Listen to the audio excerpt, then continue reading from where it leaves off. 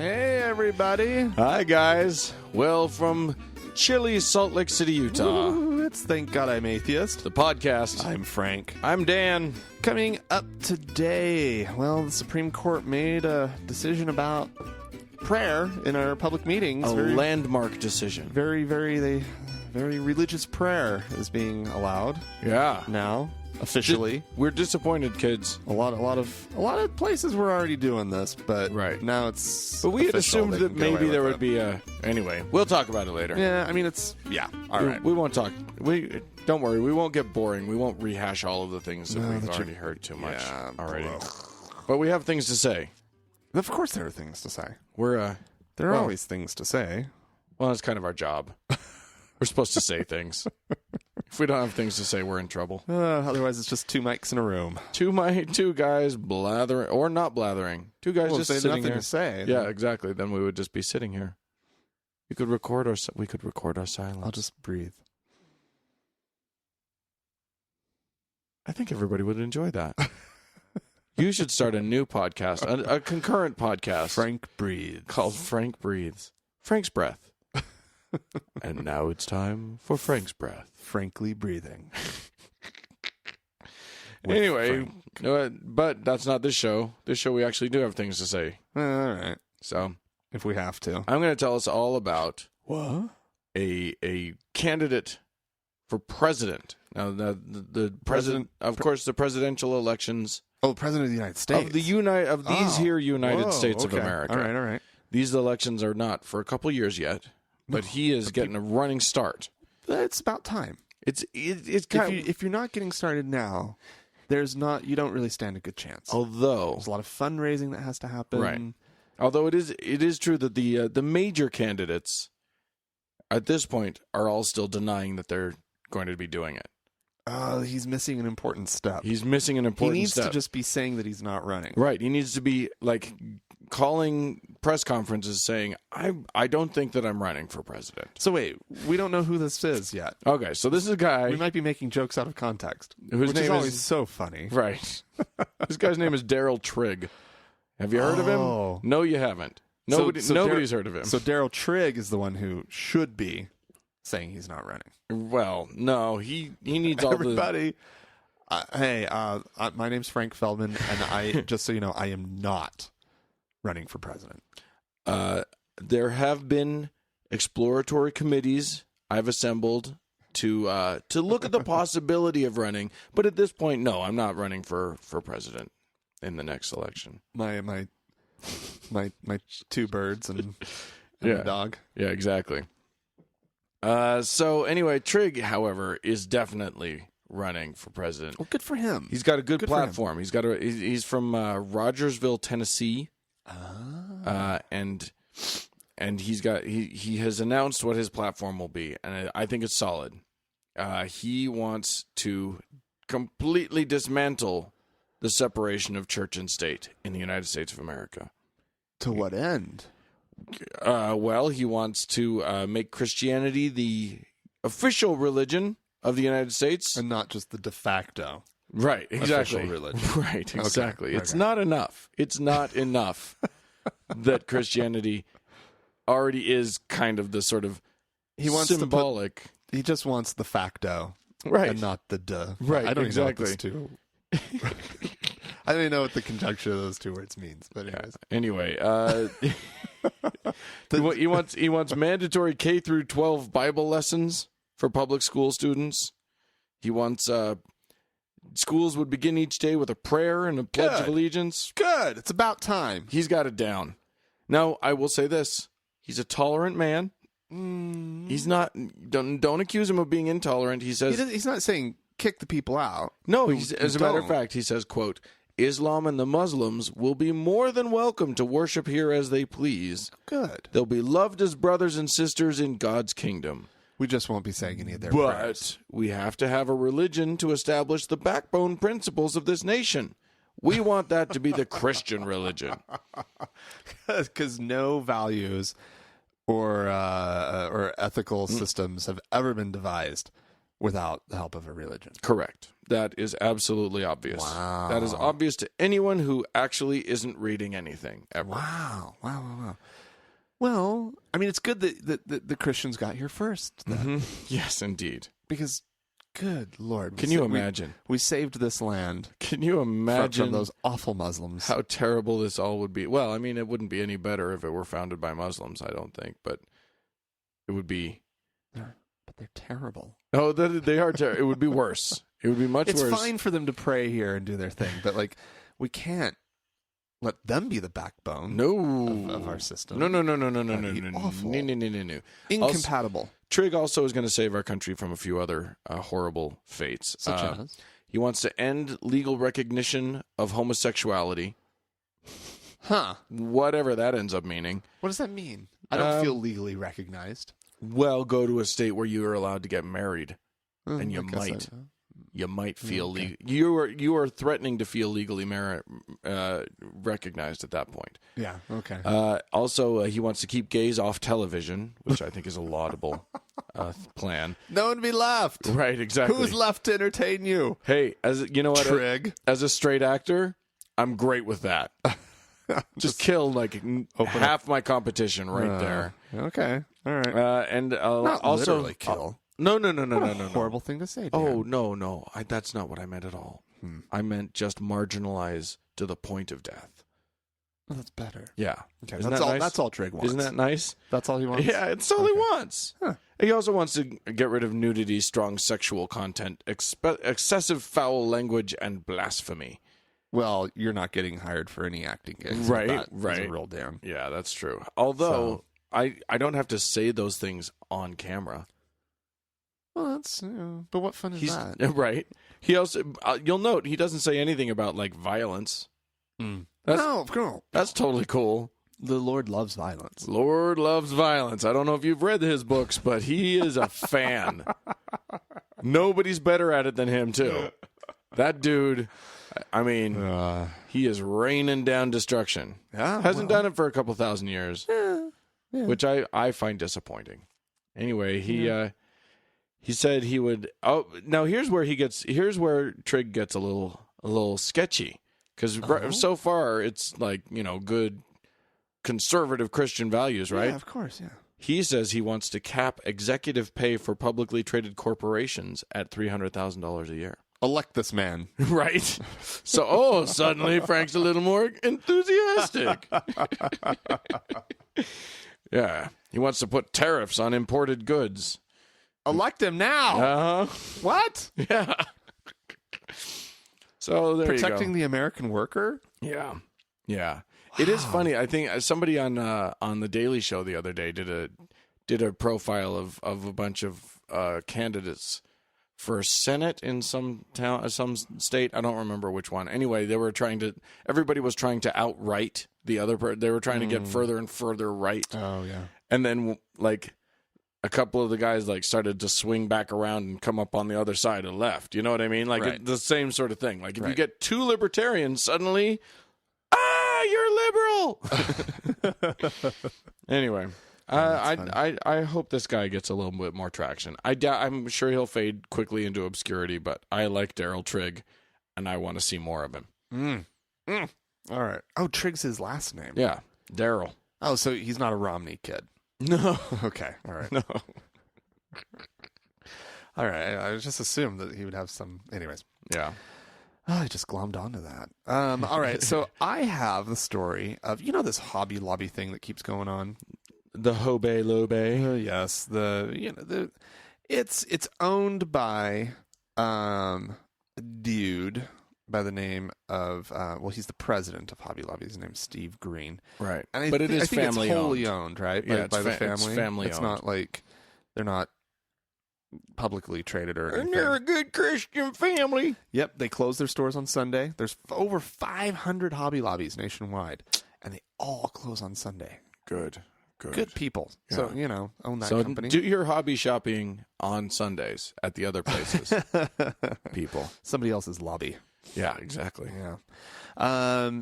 So he's sort of, he's a man on a mission, and he's been trying to get he's been trying to persuade a school district somewhere, to please start teaching the Bible as a class. Have a Bible class. Right. At like the high school level, middle school, high school level, have a nice, good Bible class. And he claims it's all about literature.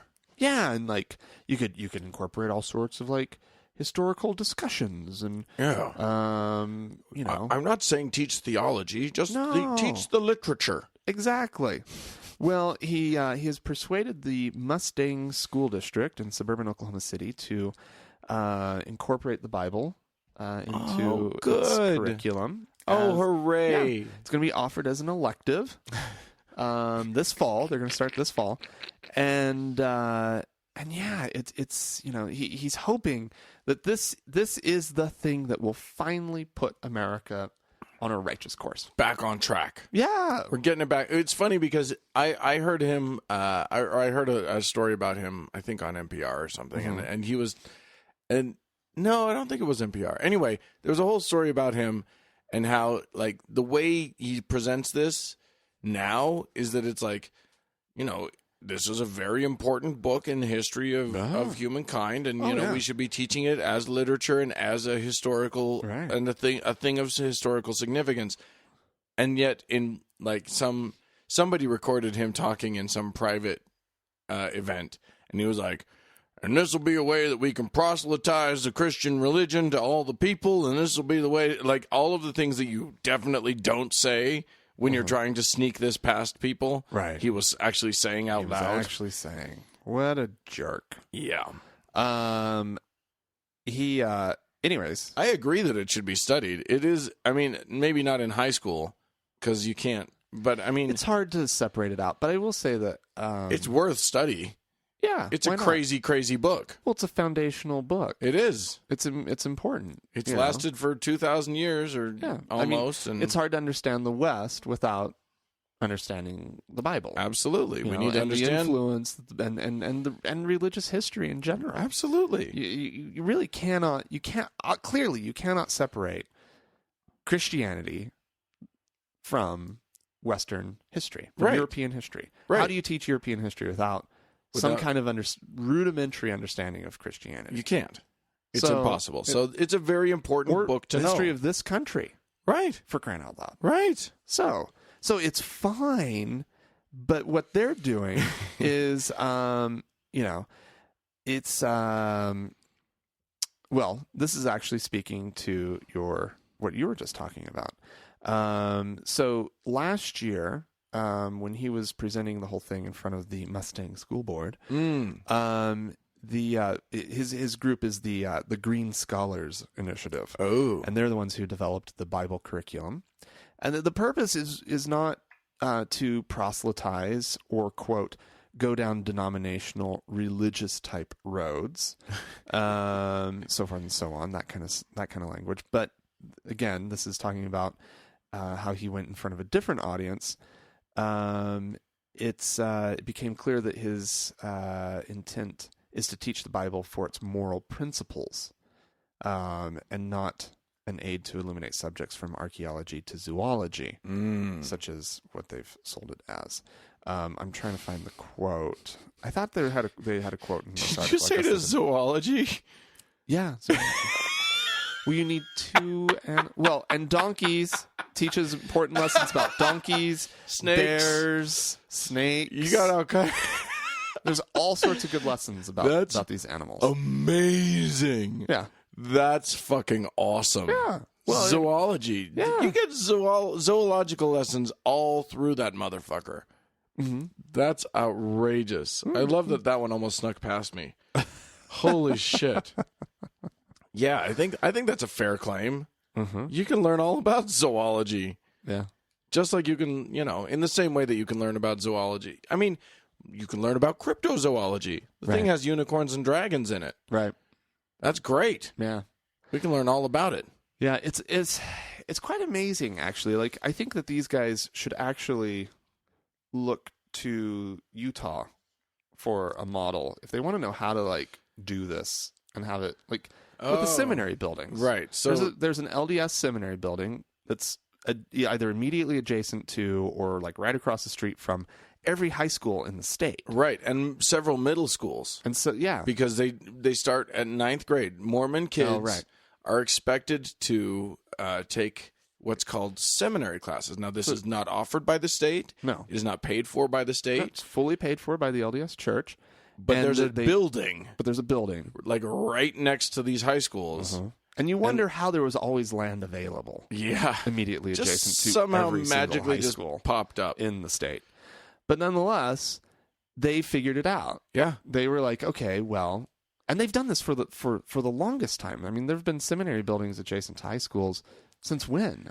Long as I can remember. I mean, it goes back to predate that. Right. And what's amazing is, so in other states in the country, Mormons still do this, but they do what's called early morning seminary, and the kids have to get up early and go to either a meeting house, a ward house, or go to like some teacher's home or whatever to get their seminary. Utah students, it's like any of your class periods, you can just have seminary then. Right. So you don't have to go in the morning. You can go like midday, skip, What the law allows for in the state of Utah is for there to be a release from the school. Right. For the official. I'm taking this as an open period, and I get to leave. And you just walk over to the seminary building. Right. You take that as one of your classes in a class period, and then you walk back to school. The problem with this is that it does cut down on the number of classes, academic classes, that can be taken in a school day by Mormon kids. Right. So it is a problem that should be fixed, but in this state it never will, at least for a long time. But that's the way you do this kind of shit. You want to make sure that kids have the opportunity to get religious education every single day. Then build a fucking building across the street from the high school and arrange with the state legislature. Surely the Oklahoma State Legislature would be amenable to this concept. Oh, they'd be thrilled. And just allow for an open period. And then the parents get to be involved in this decision. The kid gets to go. And it can be unfettered. It can be whatever batshit crazy stuff you want to teach.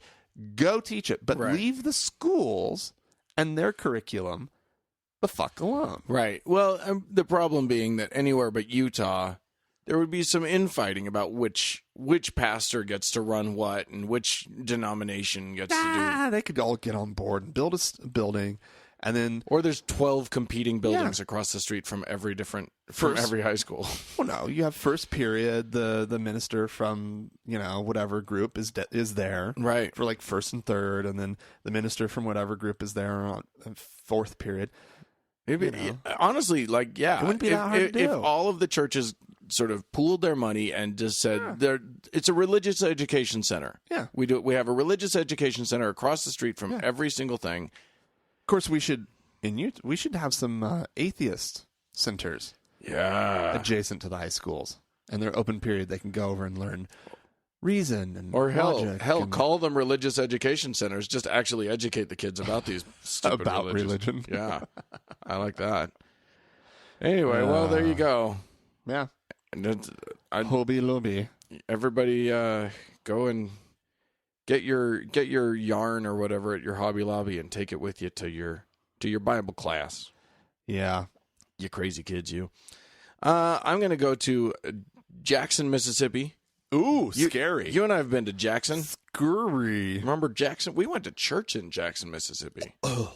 It was big, boring white church. White church. We shouldn't have gone to white church. We went to white church. We made a big mistake. We went to white church. And we should have gone to black. Well, no. We went to big downtown Baptist white church. Right. We went to across from like the state capitol. The big congregation. Yeah, exactly. It was big, fancy. Right across the street. We needed.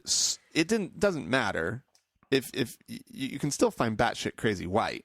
We just needed to go to crazy church instead of like boring, well-established giant congregation.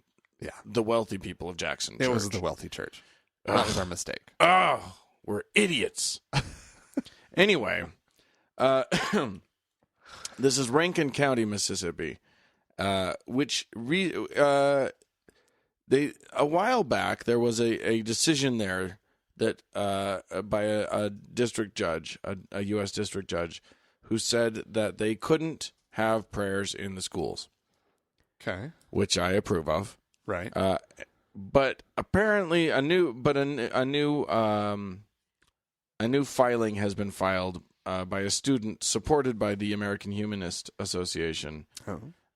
Because a contempt motion has been filed because they're praying in the schools again. Oh dear God! Not regularly, but there was a big meeting, and it was a huge honors program reception of some sort, and they had pastor of St. Mark's United Methodist Church come and give an invocation at the program. So there you go. Now they're filing a motion to say, hey, by the way, hey courts, you remember how you made a decision on this one? Well, they're ignoring it. That's what happens in the South of the United States of America. The fact that this continues to happen in the year of our Cosmos 2.0. In the year of our Lord. I am very bothered. I know. Well, we'll be talking about prayer more later. I'm so upset about prayer. It's such an easy concept. I really, here's what I don't get. It is so easy. First of all, nothing different happens. You pray, you don't pray, nothing changes in the meeting. Right. Or in the world. But literally, yeah, you pray in school, you pray in, a town council meeting, the same laws get passed or don't get passed. The same votes happen. Nothing different is happening. Right. Why don't you pray at your home before you go to the meeting? Right. Why don't you pray in your car before you walk into the building? Or just keep a little prayer in your heart. Just keep a little prayer in your heart. Isn't that what you're supposed to do? Is keep a prayer in your heart? Fucking don't say it at the meeting. I don't know how you do that, but you do it. It's such an easy answer. We just... Look, well, not everybody prays, so what's the answer? What are we going to do? Or not everybody prays the same way. Gosh, I don't know how to answer it. I know. Don't fucking pray. Do your own. Do your own goddamn prayer. How about this? Moment of silence. Moment of silence. Everybody loves a moment of silence. I hate moments of silence. Everybody needs a moment of silence. But it's fine. No, shut off your fucking phone and have a moment of silence. Right, exactly.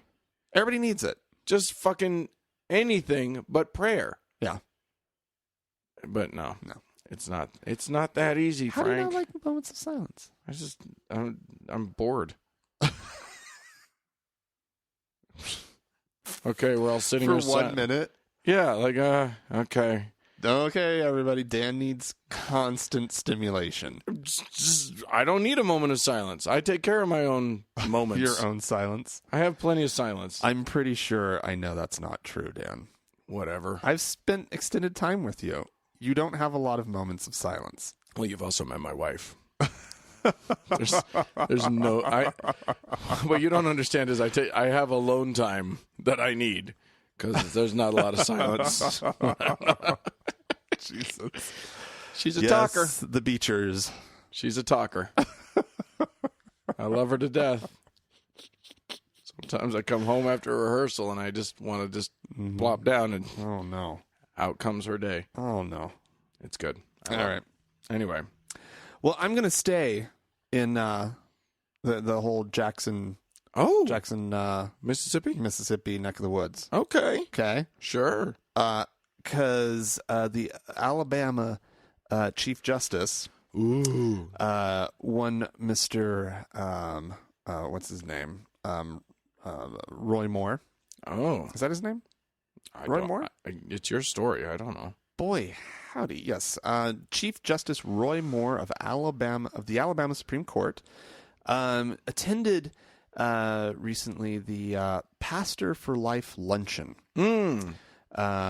which was sponsored by Pro-Life Mississippi, and it was in Jackson, Mississippi. Okay. I guess this... While the story is only happening now, it actually happened back in January. Oh. So not too recently.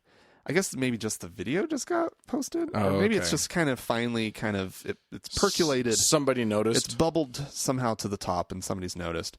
Well, anyways, at this meeting, this is a state chief justice. Right. He says that the First Amendment of the U.S. Constitution only protects Christians Because Buddha didn't create us. Buddha didn't create us. Muhammad didn't create us. Our creator created all of us, and he's Christian. That's basically the gist of the whole thing. So, for those who don't remember, the First Amendment to the United States Constitution, it prospects it's the one that has the clauses about religion. It prohibits the making of any law respecting an establishment of a religion. Yeah. And it impedes or any law that impedes the free exercise of a religion. Absolutely, yeah. Yeah, it's fine. But Okay. it doesn't. But it applies only to religions, according to this guy, that count. Right. Well, because clearly Christianity's right. Right. And that's what they were talking about, was the right one. Yeah. They weren't talking about... They didn't bring the Quran over on the pilgrim ship, is what he said. Right. No, they didn't have the Quran in the Mayflower. The pilgrim ship. The pilgrim ship. The Mayflower. He does say the pilgrim ship, the Mayflower. I watched the video. Right. Because I was like, this article, I don't believe it. So I actually watched the accompanying video, and I was like, holy crap. He is. Here are some of the gems he said. Let's get real. Let's go back and learn our history. Let's stop playing games. That's fun. Yeah, we've been playing all these games. Yeah. He said that he likes talking to lawyers because he is a lawyer who went to a secular law school, and he knows that in the law, talking about God just isn't politically correct. Right? Oh, that's true. Yeah, it's almost as if that First Amendment could be interpreted to say that the law is not supposed to be respective of your religion. Right. He said that America has lost its way, and that he would be publishing a pamphlet this week or maybe next that contained copies of the Declaration of Independence. Oh, good. And the Constitution, thereby proving that all the people who found this nation, black, white, all people, all religions, all faith, knew that America was about God. Right, because the Constitution has all of those references to God, as does the... There's not a single reference to God in the U.S. Constitution. There's a reference to a creator in the Declaration of Independence. Am I blowing your mind? He doesn't want to hear that. Dude. No, he definitely... He knows that this is a Christian nation, and because Christians are right... right. That's it. That's done. Clearly... It's been answered. Clearly, we're right. We don't understand why anybody's Muslim. That's fine. Okay, they can go be wrong. If they want to They know they're wrong, and that's fine. They know, in their hearts they know. In their hearts, they know this Jesus guy was the right one. Same with the Buddhists. And the Jews they're just being petulant. Well, the Jews, yeah.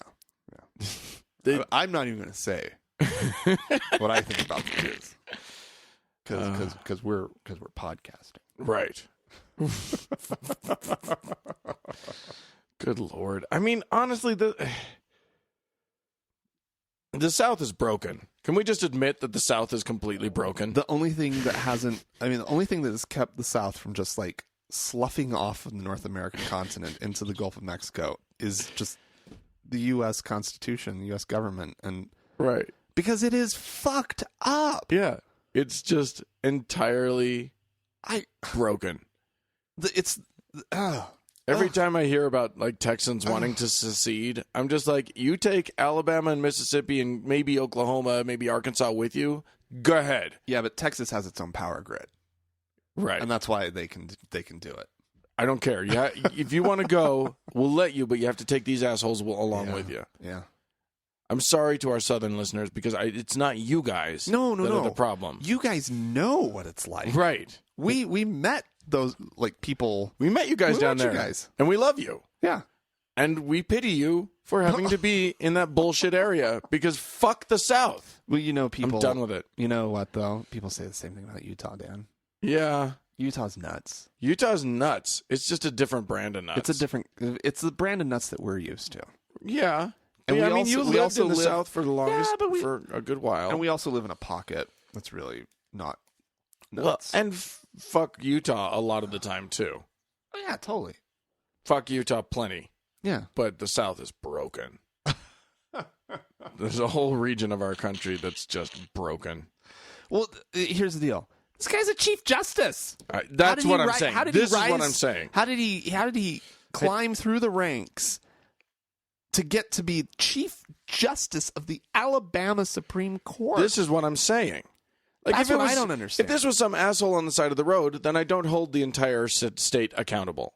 Well, no. Yeah. But this is the chief justice of your fucking Supreme Court. Yeah. That's a different matter. Yeah. Yeah. Yeah. Anywho, I bet he's related to the guy with the toasters on the side of the road. The toasters and the ovens, the ranges and the refrigerators. Oh yeah, that guy in the video that we made. Yeah, that guy was precious. Not that we met that guy; he was dead by the time we got to his little appliance graveyard. But I think the South is more comfortable with crazy. Don't you think? As long as it's the right brand of crazy. Yeah.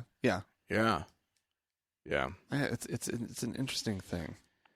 Well, there you go. I'm gonna get us out of this country for a minute, just so we can cool off a little bit. Okay. We're gonna go to the Vatican, because there was recently the leadership of a group. Now we've heard of this group, the Leadership Conference on Women Religious. Oh yeah. Do you remember? These are nuns. This is the largest group of U.S. nuns. They got in trouble like last year or something like that. Well, they're crazy liberals. Well, yeah, apparently, because they're in trouble again. Oh, what did they do this time? Those wacky nuns. What did they do this time? Well, man? they just got their wrists slapped by one. Well, they didn't do that. Cardinal.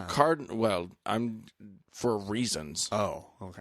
But Cardinal Gerhard Mueller, strict disciplinarian. You got to know when you get a German cardinal at the Vatican, he's not there as sort of the party coordinator of the Vatican. That's not his job.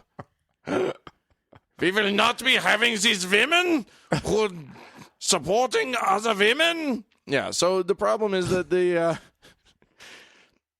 they're in trouble because they recently gave an award. I didn't know that nun organizations gave awards, but they do. Everybody gives awards. Everybody gives awards. We should have our own awards. We should. The TGIA awards, the Assholery Awards, or something. Mm-hmm. It's like our Razzies or whatever. Let's do it. Anyway, they were they gave they honored feminist theologian Elizabeth Johnson with an Outstanding Leadership Award, and boy, did that just steam Mueller's panties. Because apparently that book, Johnson's book, Quest for the Living God, was publicly denounced by the Committee on Doctrine of the United States Conference of Catholic Bishops. Apparently she's a feminist. And how dare you include feminist thought in examinations of Catholic theology?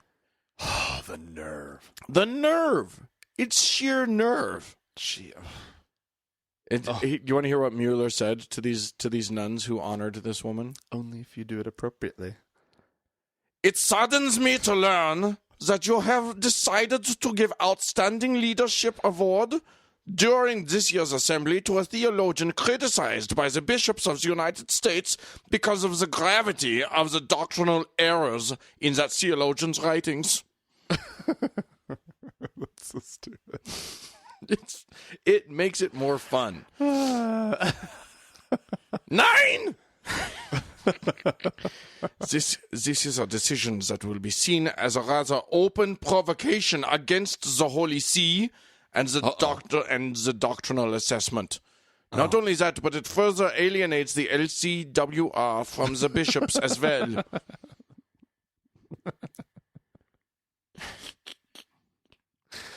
You must not do this. Yeah. I just wish you'd said the letters in German. LCW. No. That's... Yeah. No. W. Yeah. Is that French? I don't know. Wait. What's funny is that when I learned alphabets in other languages, I was a child, and I learned it in German, French, and Spanish, and now I can't get them straight. Right. Even though I spent way more time studying German than any other thing. Oh, I'm sorry. Yeah. That's unfortunate. Yeah. There's been tension between the Vatican and the LCWR for decades. Just decades. These uppity women, why are they even allowed to remain Catholic? It's just, it's a very good question. See, this isn't just a Mormon problem, people. No. There are religions and churches around the globe that have problems with women. Why can't these women just know their place? Well, it's a good question. You would think that after all this time, right? Yeah. With where we are as a species, Yeah.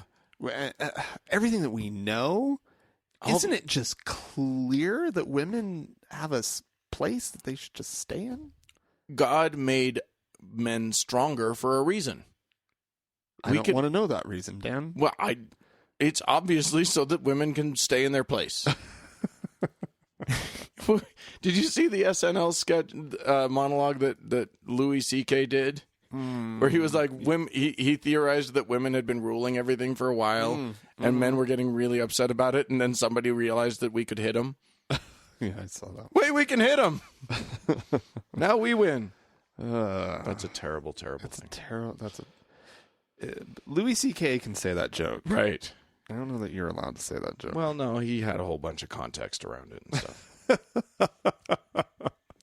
That's the problem with a Louis C.K. joke. Because you want to say the joke, but you don't want to do the whole setup. You can't do the whole thing. Yeah.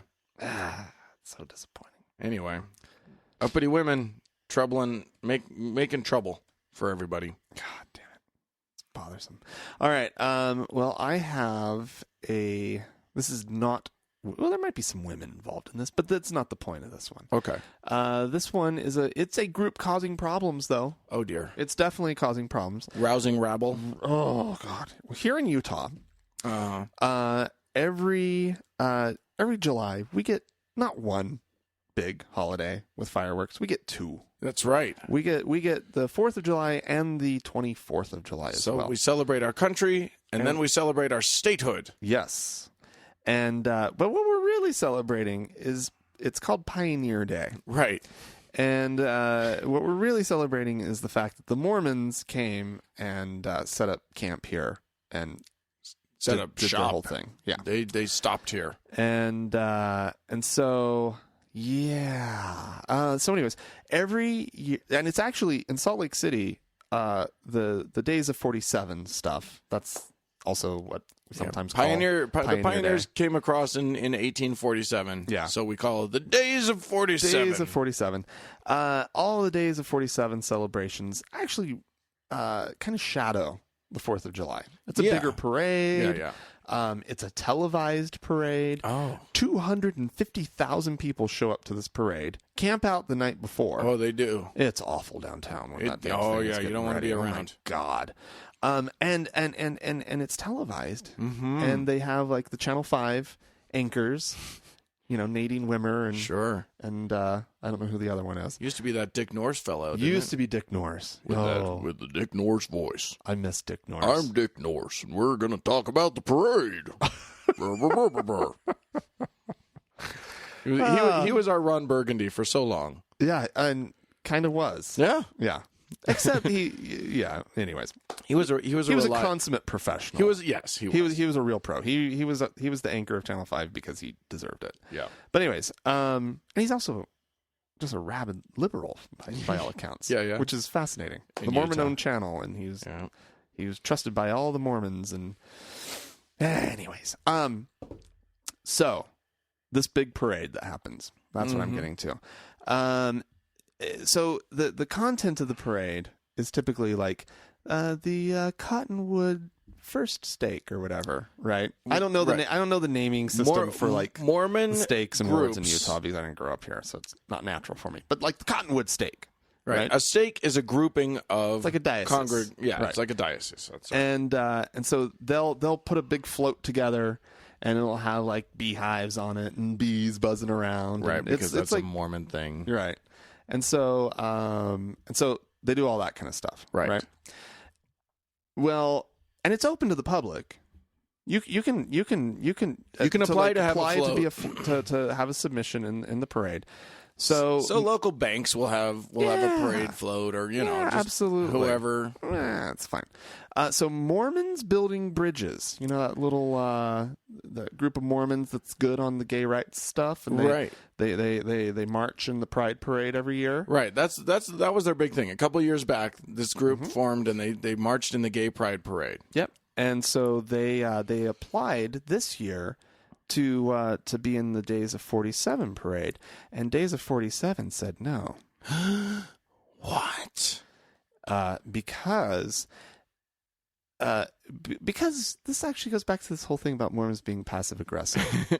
They don't want anything that could cause debate. Right. During the celebration of the state's heritage. There's a controversy there. What's amazing is that these are Mormons. It's not the gays saying, "Hey, we're gays and we want to march in a parade." These are the Mormons who are supportive of gays. Right. Right. And so this is a quote. This is a quote from one of the organizers of the parade, Greg James. He says, "Our job is to remember the pioneers. And we don't want people to take positions down the road on this float or that float. The real issue is we don't want a million messages clouding our message." Oh, they need to stay on message. They have to stay on message. And their message is, that must be isn't it just so nice that these Mormon pioneers crossed the plains and built a city out here in the desert. In Mexico. Yeah, in Mexico at the time. At the time. Yeah. They were trying to run away. They were trying to flee the country. However, there is a problem. This year's 2014, or the 2014 parade theme is Pioneers Pushing Toward Our Future. Well, gosh, it almost seems as if nothing could possibly be more in line with the theme than Mormons building bridges. It almost seems that way. Yeah. But obviously it's not. Yeah. Clearly not. Mormons building bridges, they state that, members of Utah's LGBT community look to their ancestors for inspiration, just like the broader community does, who were and remember, they were persecuted, marginalized, and ultimately they triumphed. Right. It's a great example. There do seem to be a couple parallels. Mm-hmm. Sure. Yeah. So funny. But the parade organizers, they say that advocacy groups don't make the cut. We make no value judgments on these things. Oh, no advocacy. So they said that there were about a dozen applications that were denied this year, and so it's unfortunate. I'll tell you what I'm smelling here. Mm-hmm. Here's what I'm really smelling. These Mormons, they don't care about the gays. They're paradeaholics. What does that mean? They are just trying to get into as many parades as they can. They just love parades. I love I concur. I absolutely agree with that statement. A parade is a fun thing. It's a fine thing. I'm on record as not understanding what the hell the big deal is about parades. Oh, it's fun. I don't get it at all. Oh, Dan, it's fun. It's people fun being in parades. It's fun watching parades. It's people badly decorating trucks and then driving slowly and waving. Yeah, I don't get it. It's a blast. I don't get it. It's fun to be out in a crowd and and it's the morning on some holiday, and it just gets you in the festive spirit. The Pride Parade I get a little bit just because they're at least somewhat interesting, and I'm already drunk, or like most people are already drunk, at least at that point. I've already been drinking. Right. But, yeah. And they're shaking their tushies around, which is nice. That's what I'm saying. Like, you got a whole bunch of wackiness. And you're right. The Days of 47 parade doesn't have a lot of shaking of tushies. Right. Although it does have the, motorcycle cops riding in formation. Yeah. That's always fun. Yeah. No, that is good. That is good.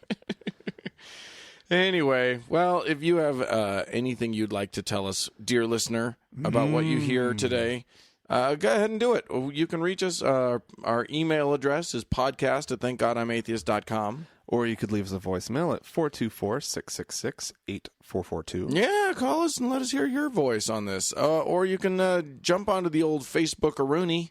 That would be facebook.com/TGIAtheist. Or get on our website, thankgodimatheist.com, and you can find recent podcasts, comments on podcasts. You can comment on our podcast. Yeah, that's great stuff. Yeah. And there will be occasionally some blog posts from us. Yeah, you and I sooner or later are both our busyness is chilling out now, I hope. More or less. But yes, I think I can fit in a blog entry once a week. Yeah. So at this point. All right. So let's take a quick break. And this is, that lovely Fisher fellow. What's his name? Daniel Fisher? Brian? Brian Fisher. That's his name. He's always got nice things to say. So he's a peach. Let's hear what he's got this week for us. By the way, this word equality, I've got to think about this a little bit more.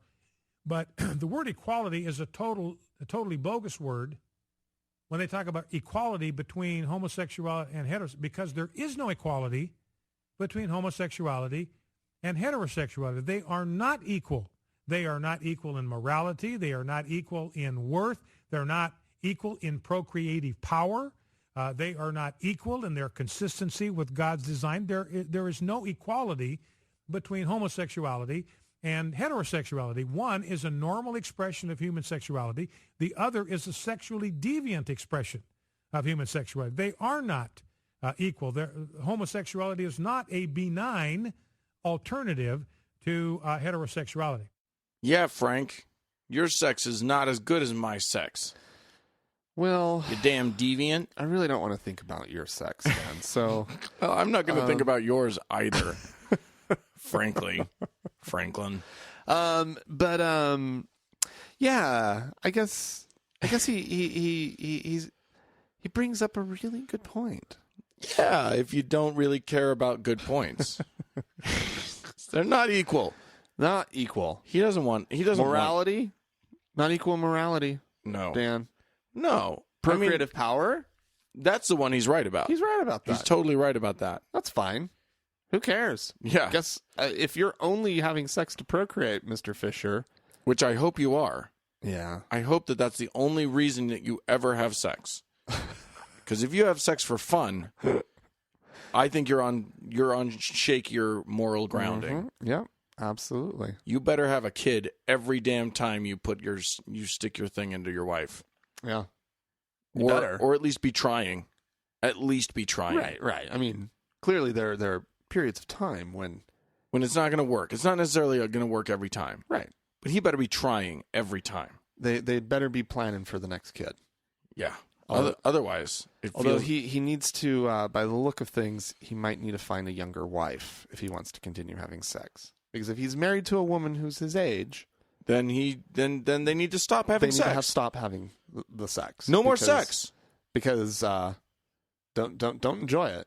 You're not allowed. It's for procreation. It's all about really the eyes of God, though. Right. That's what it's really about. Because he's a perv that likes to watch everybody have sex. Yeah. But he doesn't like boy on boy or girl on girl stuff. But if it's gay God loves it. Gay God's like, whatever, Brian Fisher, I don't really care about what you do. What they do, though. Ew, gross.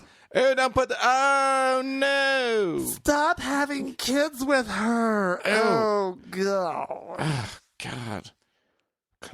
I wish I had built this totally differently. I totally did this wrong. My bad. Sorry. There we go. All right.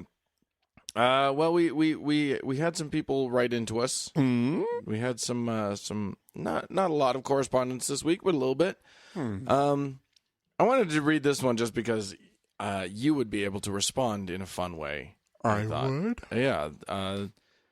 This one comes from. Oh shoot, who is this one from? It comes from John. John. Okay. So what is John? John says, "Buongiorno." Johnny. He says, really enjoying your shows from Italy, here in Italy. Please keep up the good work. My Italian wife was raised Catholic. She's your typical liberal atheist, but hasn't really understood my interest in discussing religion, etc., or atheism. Your down-to-earth approach makes us both laugh and gives her a break from my annoying onslaught against religion and irrational thought. Plenty of both here in Italy. Yes, indeed, there is. Anyway, I just thought that'd be cute. Do you want to send an Italian message out to the wife? Oh, I don't put me on the spot. Speak Italian, Frank. I'm not just going to speak Italian. Speak Italian. No, I don't have a message. I'm sorry. Okay. I thought I was setting you up for something cool. I don't like being put on the spot. I don't know. What am I going to say? I don't know. The number of times you put me on the spot made this feel like pretty fair play. I could be, ciao, Bella. There you go. Okay. All right. He does speak Italian. I do speak Italian. I'm just going to say. But it's been years, and I'm a little out of practice, and so just be put on the spot. It's not going to... It doesn't come out like it used to. Okay. Well, there you go. Forza Roma. Forza Lazio. Oh, okay. Yeah. Hi, hello, Frank and Dan. This is from Jesse in Lethbridge, Alberta. Hey, Lethbridge. I've got family in Lethbridge. Yeah. I was in Lethbridge just a few years ago, as a matter of fact. Well, imagine that. Doesn't have a lot to offer. It's a small little town. It's a little, largely Mormon town, actually. Yeah. Interestingly. It's kind of in the Mormon belt. Yep. Anyway, he says, for the past few months, I've been listening to the podcast from episode 1, trying to catch up. Okay, there you go. And I had promised myself I wouldn't email you until I was caught up, but I feel like I really want to chime in on something that you have been discussing at some length in recent podcasts. And by recent, he means the ones that he's recently listened to, not the ones that we've recently done. Uh-huh. He says 83 to 85-ish, episode 83. Okay. You've been talking about what angle atheists should take and what message we should try to send as a group. And although I agree with you that we need people who are not going to be offensive dicks all the time, who can reach out to the other side, I also feel like we need people like Noah and Heath from The Scathing Atheist. The reason that I feel we need to be offensive is because we need to marginalize religious beliefs. It's not like we fear to offend people who have racist beliefs toward African Americans. So why should we sugarcoat our contempt toward these homophobic fairy tale worshippers? We need to publicly ridicule these beliefs in an attempt to make it embarrassing for these people to hold them. In the end, this is what makes the greatest difference. Yeah, but here's the thing. And maybe the Christians have just set it up really, really well, but Christianity has built into it this persecution myth, right? They love feeling persecuted. And the Mormons, of course, heighten it. Absolutely. Oh, they get pro level on that shit. Dear God, they're good at it. But like Christians in general, this is sort of a pervasive sort of sense that they have it. And I always feel like if you attack them too hard or too strongly, that they kick up their little defenses in ways that are really counterproductive to what your stated goal is. I think that it's fine to point out inconsistencies. Sure. And I think it's great that a show like Cosmos is on primetime television and getting the ratings that it is, apparently. But the thing here's my thing is this. And it's not about people will. You're absolutely right that when you rile up a Christian, they calcify rather than melting and sort of being willing to listen. Right. But more than that, it doesn't work to shame the majority. Right. You can't do it. It's like if everybody came to us and said, if a fringe group starts yelling that, shame on you for believing that it's okay to have blonde hair. Right. We all just go, oh, well, fuck you. You're stupid. Right. And we don't even listen to them at all. Right. We dismiss them out of hand. Right. They're the majority. You can't shame them until they've already been sort of brought down to size. Yeah. Like racism, it's like trying to shame racists in, the 1810s. Right. Nobody would pay any attention to you. Right. They would think you were the crazy person. You have to crow about what you know. Right. You have to stand up and talk about the positives that you know. The things that, announcing how old the earth is a great one. Sure. Stand up and be like, no, you don't even have to talk. And this is one of the things that I think is brilliant about Cosmos. is they get up and they stand up and they don't talk about the people who, I mean, there are little comments that are slipped in about, one, how did they phrase it? But they were talking about like the earth being 6,000 years old. They don't spend any time on that. They instead go and talk forever about, 4.5 billion years old? Mm-hmm. 4.5 billion years old.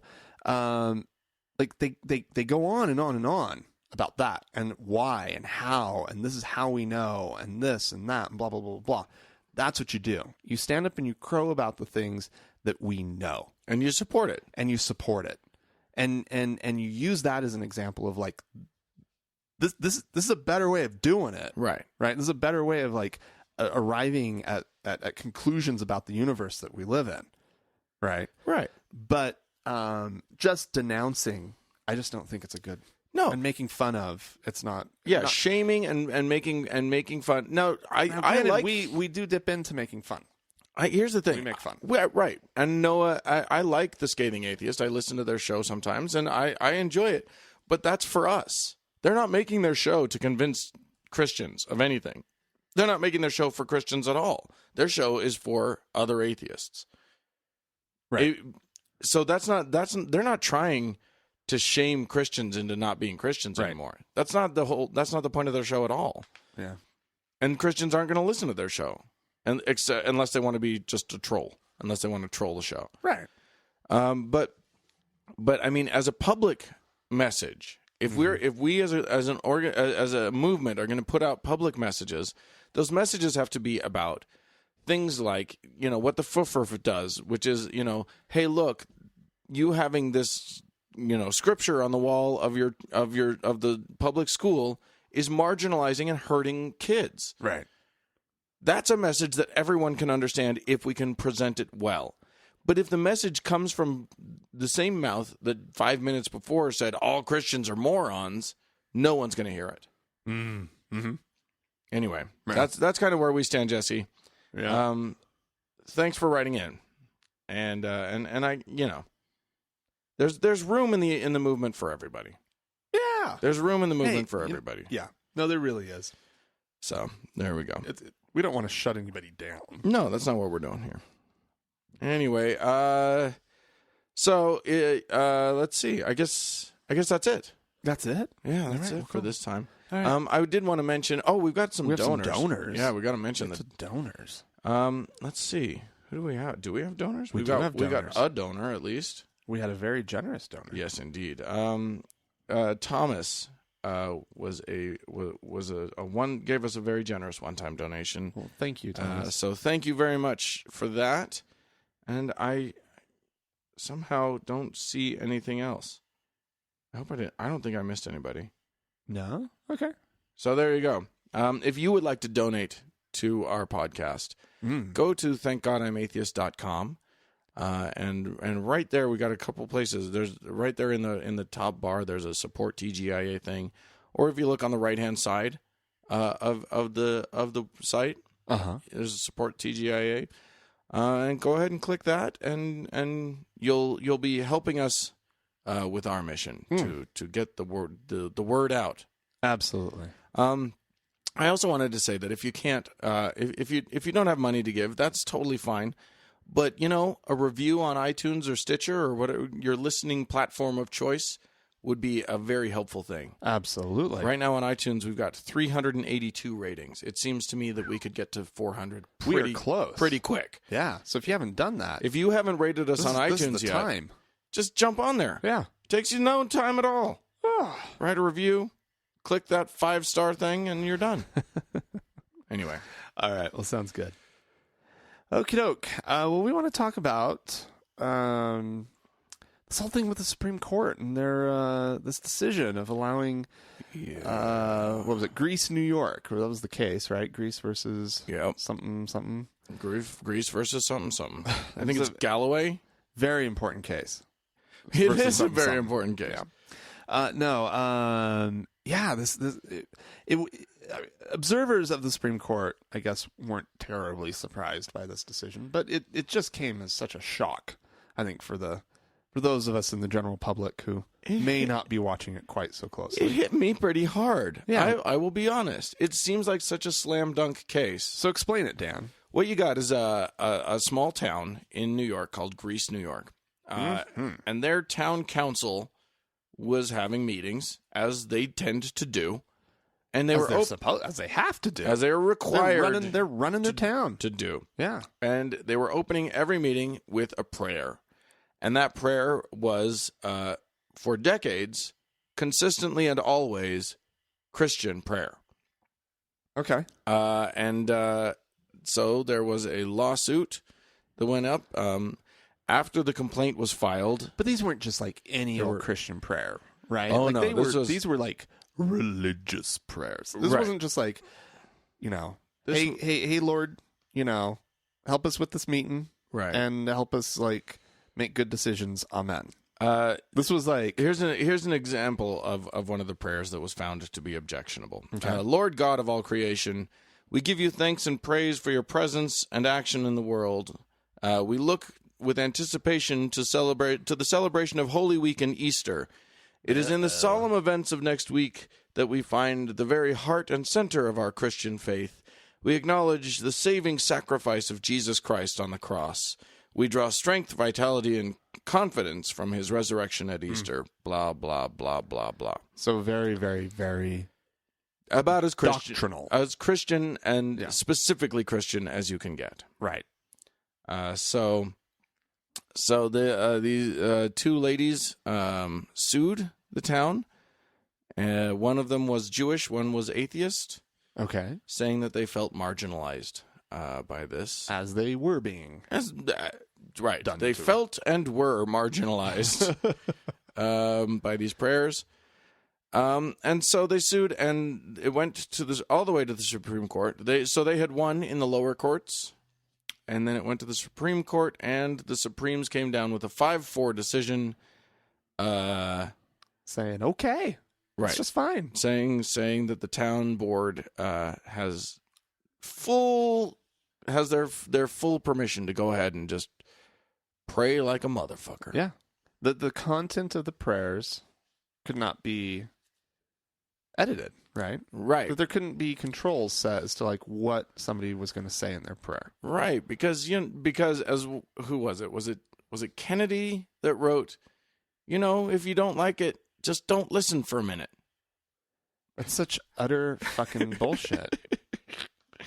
When it's such an easy fix. That's what I don't get about this whole we were just saying this. Yeah. It's such an easy fix. It is. Yeah, he's you can accommodate everybody by just saying pray before you come. Yeah. Done. If you like prayer, great.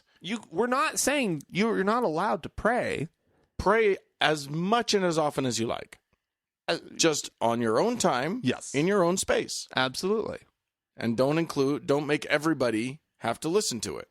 And have to essentially annoying. Forced to participate in it. Yeah. If you're in the meeting, you're forced to participate in that. Yep. It's so weird to me that they can't see this.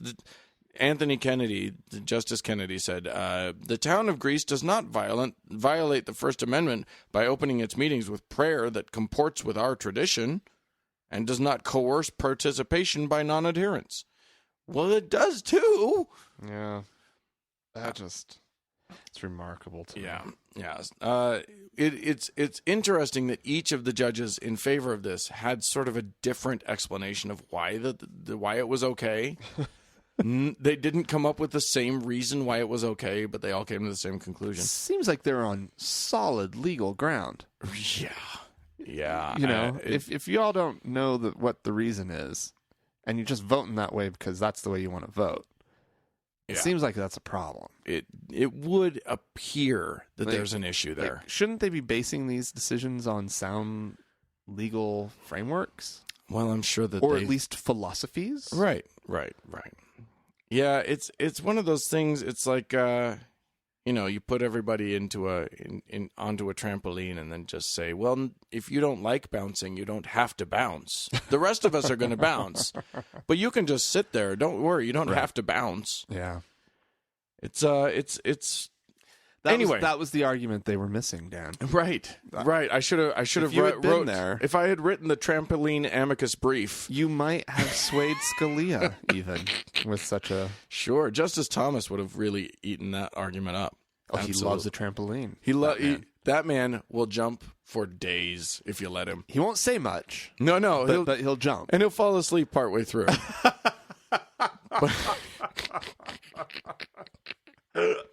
He's a sleepy guy. What can you?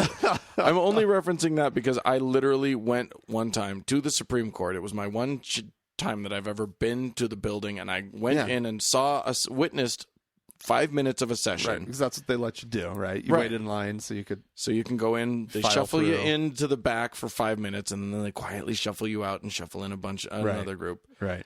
And Justice Thomas was in his chair, reclined all the way back. Good and Lord. asleep. Like sawing logs? Oh, dude, he was gone. He was gone. First of all, I think I'm all for them being comfortable, but I don't think their chairs when they're like hearing cases, their chairs should not recline. Well, that far. He excuse me, he gets first class accommodations. Yeah, he does. Yeah, he does. He needs to be able to fully recline. That man during court. Yeah, he doesn't believe. He doesn't believe in oral arguments. That's his thing. Who cares? I don't care what he believes in or doesn't believe. Right. Show some respect, sir. Yeah, we kind of hired you to do a job. You could at least participate. Yeah. In all of the parts of the job. Or just this. People showed up to talk to you, sir. Yeah. Sit the fuck up. Right. Yeah. Just sit up. Just show them the respect of like people who have put in a shit ton of work. But he apparently has such disdain for the process and the system and the traditions and the blah, blah, blah, blah. Supreme Court is so boring. I fucking hate being a Supreme Court justice. Oh, why do I have to do this? I should have let Anita Hill win. Why am I even here? Why was it only one pube that I put on her coat?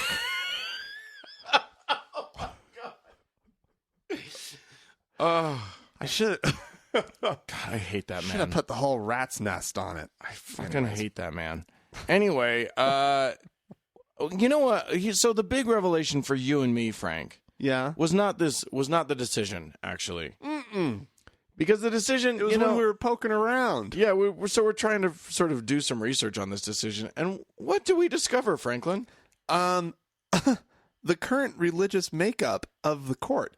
I had no clue. If you'd asked me what the predominant like religious affiliation of the Supreme Court justices was, I would have been like, well, I mean, I don't know, but I'm sure that there's a large number of Protestants. Well, here's what I'm going to start with. I'm going to give some statistics on American on sort of what America looks like. Let's lay out what America looks like before we talk about what the Supreme Court looks like. Sure. According to the Pew Forum, which is not necessarily the most reliable, you know what? Maybe we should do the Eris report. The Eris report is probably better. Well, that's the that's self-reported. Self-reported one. Well, we'll start with Pew. Pew is sort of the accepted thing. So 78.4% Christian, according to Pew. Okay. Of that, so 51% are Protestants. Of the Christians. Okay. So you've got 51% Protestant, 23% Catholic. Okay. 1.7% Mormon. And then, is it? Yeah. Okay. Maybe, is that of them or is that of, I think that may still be, that's not percentage of Christians. That's percentage of the country? No, it's not. It's percentage of Christians. Okay. They've confused me here.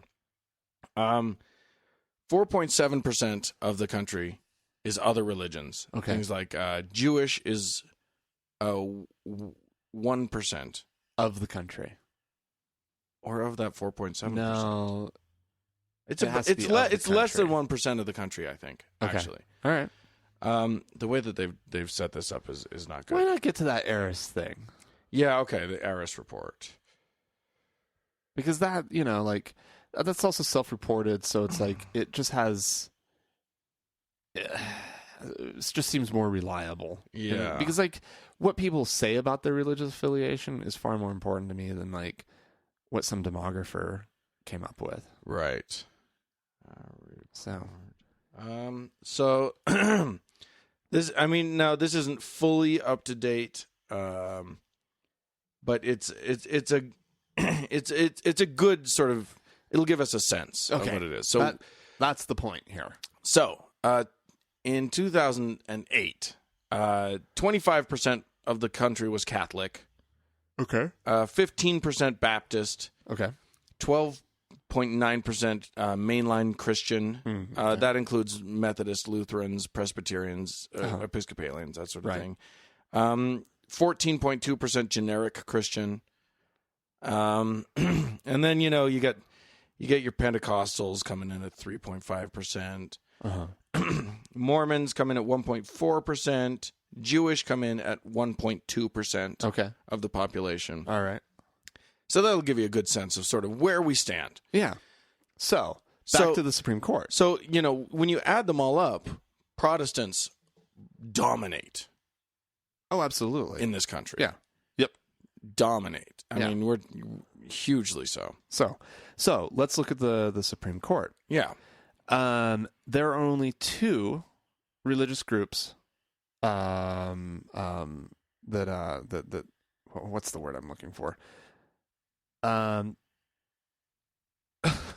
Represented. There are only two religious groups represented on the Supreme Court. One of them being Roman Catholic, right, and the other one being Jewish.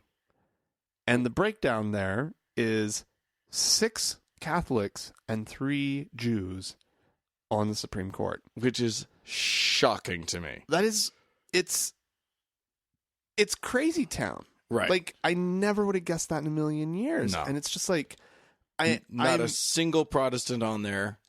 Yeah. I mean, obviously, there's not going to be a Muslim or an atheist or whatever. Right. That's just not how America works right now. Right. But not a single Protestant? I know. That means that, like, literally a quarter of Americans are covered by this whole court. Yeah.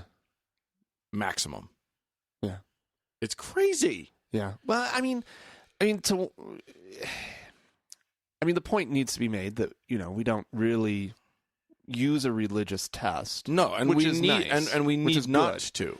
It's good that their religion is not coming up. But, 100 years ago, the religion of a nominee to the Supreme Court was very much being talked about. I mean, we were looking at the history of Roman Catholics on the Supreme Court. Mm-hmm. And actually, a Roman Catholic showed up on the Supreme Court fairly early on. Sure. I was kind of surprised. It was actually a nominee of Andrew Jackson in 1836. Right. Roger B. Taney. He was the first Roman Catholic. And the first Jew on the court was in 1853, nominated by Millard Fillmore. Not a name that comes up very often in presidential Fillmore? history. Yeah, well. But anyways, and that was the first nominee. I don't think that he actually went on to be the first on the court. Yeah, anyways. But nonetheless, so there, yeah. It is, so, yeah, the U.S. has a long tradition of Protestant Supreme Court justices. Right. But also, I guess what I was going toward was that for the longest time, they would talk about like sort of the Jewish seat on the court. And there would be like the in the 20th century, there was the Catholic seat on the court. Yes, exactly. That was sort of in sort of more out in the population and the media probably talking about there was one person on the court who was Jewish and one person who was Roman Catholic. And it does speak a lot to sort of where we've come as a nation that this could happen, right? That we could end up with 3 Jews on the court. And I really didn't know. Yeah. I really didn't know. Right. Like, Justice Kagan, Justice Breyer, and Justice what's her name?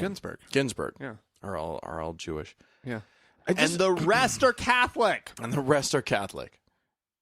Though Sotomayor is rumored to be sort of lapsed. Right. So 4 of the conservatives, the 4 reliable conservatives? Three of the 4 reliable conservatives and one of the Jews, right? Were what? I don't remember mine. My point escaped me. Okay. But yeah, so all 5 of the votes against this, all 5 of the votes that said, hey, prayer in the public sphere is fine, were Catholics. Right? No, 4 of the 5 were. Wait, no. Because there's... Oh, no, 5. Yeah, no, you're right. You got Roberts. There were 4. You got your Alito. Sotomayor is one of the 6. Right. And she was on the liberal side. Yeah. Right. So so the people who voted against it were 3 Jews and Sotomayor. I think it is very interesting that people... I don't know. What does it speak to? It speaks to a privilege that that these people are unable to see what it's like to sort of put themselves into the shoes of others. That's the Catholics. Yeah, these Catholic, mostly white, mostly men. Right. All men, mostly white. Right. Who are just and I don't think anyone's told Justice Thomas that he's black. I don't think. Really? I don't think he's aware. So what's our point here? I feel like our point escaping us very quickly, actually. Well, to me the point is just, and that's what I think I'm getting to my point, which is that there's this sense. To me, this ruling speaks to a sense that these men can't imagine what it's like not to have their privilege. To be an other. To be an other. Yeah. They are so locked into their own sense of mainstreamness that the thought that it could possibly be anything other than a mild annoyance, right, to have to put up with a prayer. Well, that it's just something that you just don't listen. Just ignore it. Just ignore it. It's fine. Because things that annoy them, they can easily ignore. Right. Because nothing that annoys them actually threatens them. Right. There is nothing that threatens these men. Right. And so they can't see anything wrong. If you're a Muslim or a Mormon in most of this country, or an atheist or a Jew, right, in most of this country, approaching your local government for some kind of if you're showing up to a city council meeting, there is most likely some kind of very personal issue that you're taking up with your city government. Right. And for there to be barriers, and even just perceived barriers to your participation, that is the level of government at which Americans engage. Right. 99% of Americans never engage with their government beyond the city government level. Exactly. I mean, I just made up that statistic. But like, most people never reach out beyond their city government level. And the message that's being sent is, you're welcome to be heard here, but we won't really hear you because this is what we value. Right. And I think, what was it, Kagan? One of the dissenters wrote a really interesting thought that, like, maybe this would have gone a different way if this had been raised at a community of people of Muslims. Right. And a Christian felt uncomfortable with getting a Muslim prayer every time they went to a city council meeting. Right. I think that needs to happen. How are we going to make a Muslim community, a majority Muslim community happen where Muslims can pray at their... I want that to happen. Yeah. Because these people need to, like, see it in a different way. Right. And they're clearly incapable of it. They can't do it unless there's, like, an object lesson in front of them. I don't understand it. Right, but we hire these people specifically to do this. They lack the ability, they lack the empathy to put themselves into somebody else's position and to understand that there are ways of life that are different from their own. Right. They absolutely 100% clearly lack that. Yeah. Anyway, I've got an answer, or at least it's sort of. I mean, we've been talking about how the Muslims need to do this thing. Yeah. Well, the Los Angeles Times actually contacted Lucian Greaves of the Satanic Temple. We've talked about him a lot. Yeah. I think I really I'm a fan of his work. These are the guys that are. They've done a Kickstarter, by the way. They're actually making the Baphomet Satanist statue that oh my god that they want to place in Oklahoma City. Okay. God, I hope they get it. I hope that they make it happen, because it's the only way to make people actually think beyond themselves. Right. Is to like do the worst case scenario and play it out. Right. And go, look, that's what you're doing with your rules. This is what allowed. This is what happens. So the LA Times reached out to him and just asked him to come up with what prayer he might use. Good for the LA Times. Yeah, I thought that was kind of cute. And actually, what he came up with was almost too brilliant. It's not as Satan-y as it should be, frankly. Really? Okay. But here's what he came up with, because it's actually the kind of prayer that I would want to hear. Not the kind of prayer that would piss people off in the way that I'm talking about. Right. Here's what he said. Let us stand now, unbowed and unfettered by arcane doctrines, born of fearful minds in darkened times. Let us embrace the Luciferian impulse to eat of the tree of knowledge and dissipate our blissful and comforting delusions of old. Let us demand that individuals be judged for their concrete actions, not their fealty to arbitrary social norms and illusory categorizations. Let us reason our solutions with agnosticism in all things, holding fast only to that which is demonstrably true. Let us stand firm against any and all arbitrary authority that threatens the personal sovereignty of one or all. That which will not bend must break, and that which can be destroyed by truth should never be spared its demise. It is done. Hail Satan. It's brilliant. Fucking love that shit. It's absolutely brilliant. Yeah. Oh my goodness. Well, there you go. When the voice of reason is a Satanist and the voices of not reason are the Supreme Court, we've got an issue. We'll just monitor this from afar, from Salt Lake City. Oh goodness. All right. Well, if you have anything to add to all this, sure. I think that's a wonderful place for us to let off. Yeah. You can join the conversation by emailing us. Mm-hmm. Our email address is podcast@thankgodimatheist.com. Right. Or you can call us. Get your voice on the show. Absolutely. That's area code 424-666-TGIA. That's 8442. And, of course, there is also our Facebook page, tended by one fantastic Mackenzie. Mm-hmm. Thank you, Kenz. Mackenzie. And that can be found at facebook.com/TGIAtheist. Yep. I'd like to thank the Red Rock Hot Club for letting us use their music. Absolutely. And be sure to check out our website, thankgodimatheist.com. Right. You can donate there. Give us 5-star reviews, people. And comment. Yeah, comment on stuff. All right. Well, thank you, everyone, for listening, and have a wonderful week. Yeah, we'll see you next week. Bye-bye.